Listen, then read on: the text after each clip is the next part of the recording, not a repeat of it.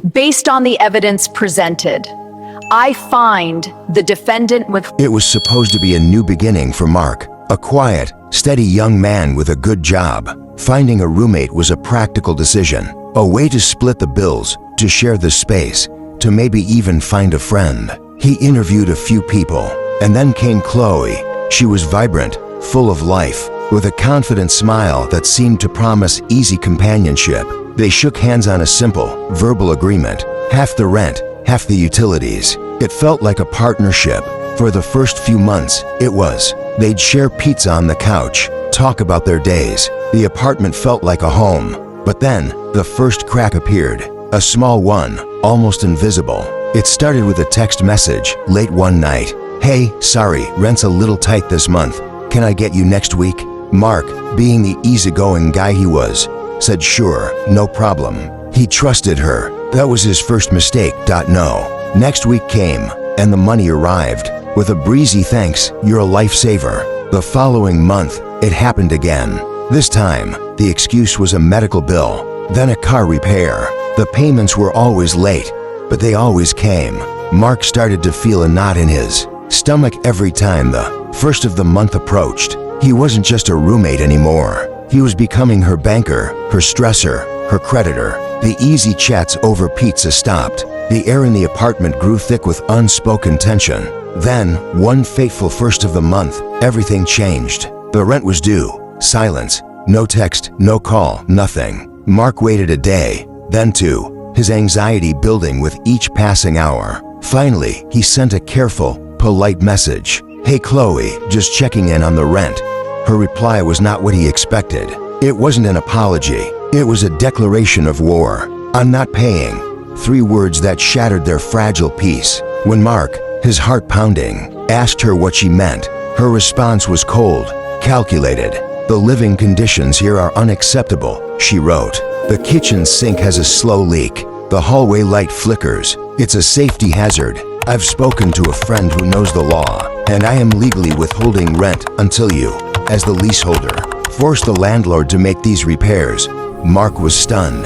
He looked around the apartment. The leak was a slow drip.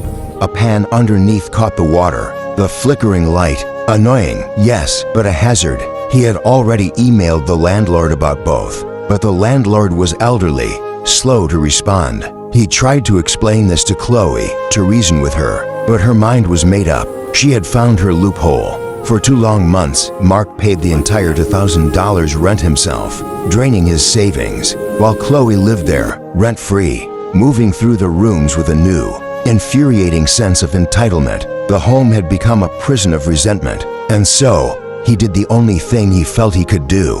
He took her to court, visual of Mark printing out bank statements and text logs, his face etched with stress. Scene transitions to the courtroom, and now, here we are, in this solemn, wood-paneled room where conflicts come to die. Mark sits at one table, his posture stiff, his hands clasped tightly together. He looks like a man who has been carrying a heavy weight for far too long. At the other table sits Chloe. She looks calm, assured, almost bored, as if this is a mere inconvenience. The bailiff calls the room to order, and the judge enters. She is a woman with sharp eyes that have seen every excuse, every lie, every broken promise. She surveys the two of them, and you can feel the temperature in the room drop. The case begins with Mark. Based on the evidence presented, I find the defendant with... Your Honor, I texted her to ask about the rent, and she replied, "I'm not paying." I asked why, and she sent a long message about the leaky sink and the flickering light. She said she was withholding rent until everything was fixed.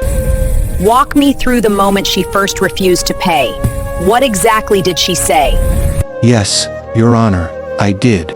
I have the email chains right here. I sent the first one over 3 weeks before she stopped paying.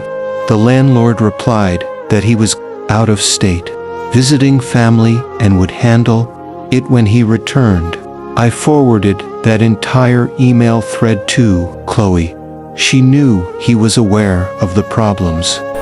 The judge then turns her gaze to Chloe. It's a look that could freeze fire. Chloe, however, doesn't flinch. She sits up straight, ready for her performance. Your turn. Explain to me why you believe you are not responsible for these 2 months of rent. Your Honor, as I told Mark, the conditions were untenable. The constant drip, drip, drip from the sink was driving me insane. I couldn't sleep.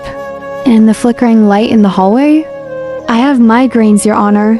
The strobe effect was a trigger. It created a genuine health risk for me. I felt I had no choice. The law protects tenants from living in substandard conditions. I was simply exercising my rights. Your rights.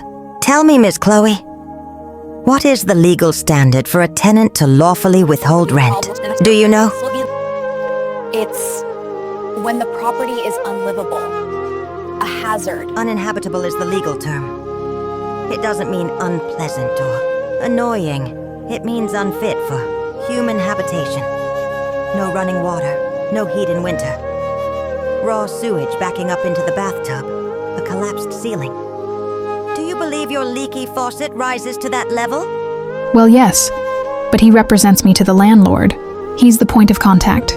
No. He is your landlord for all intents and purposes in this arrangement. He is the one you have the agreement with. The issues you have with the physical property, those are between Mr. Mark and his landlord. They do not absolve you of your fundamental financial obligation to him. You don't get to punish him for the building owner's slow response to minor maintenance. Did you ever, at any point, offer to pay the rent into an escrow account, as the law sometimes requires for a legitimate repair issue? I didn't know I had to. Of course you didn't, because you weren't acting on genuine legal advice.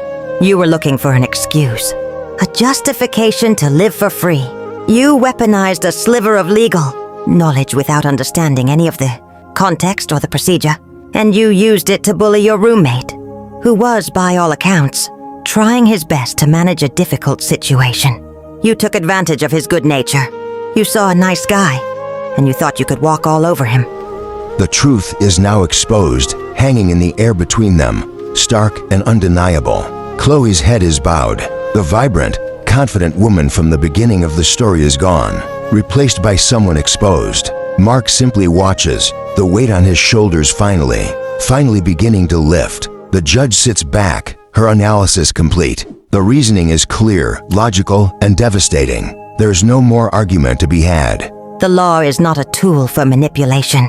It is a framework for fairness. What you did, Miss Chloe, was not fair. The judge then looks down at her notes, making a final calculation. The room is utterly silent, waiting for the judgment that now feels inevitable. Judgment for the plaintiff, Mark Garcia. The defendant, Chloe, is ordered to pay the sum of $2,000 for the back rent. Furthermore, because her actions directly caused Mr. Mark to incur late fees from the actual landlord, she is also ordered to reimburse him the $150 in late fees. Total judgment, $2,150. This case is closed.